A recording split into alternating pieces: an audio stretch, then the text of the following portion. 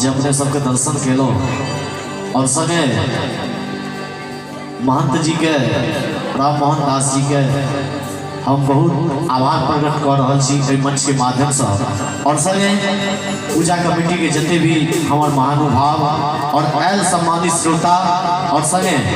जितने भी हमारे ग्रामवासी छी सबके हमारे प्रणाम है और किस देवी गीत गाव के मौका मिलल अपने सबके सेवा करी सुंदर सा भजनक संग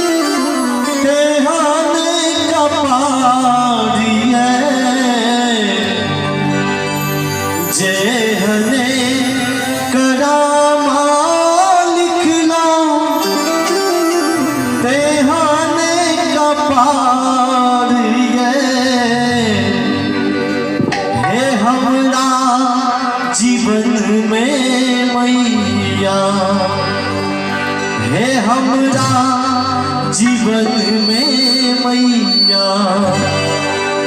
आधारे आधार हमरा जीवन में मैया आधारे आधार हमरा जीवन में मैया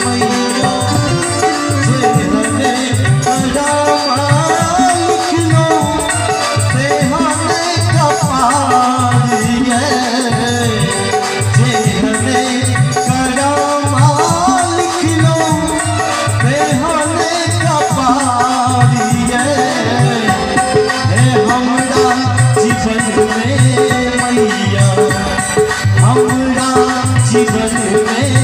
मैया आधार आधार हमरा जीवन में मैया आधार आधार हमरा जीवन में मैया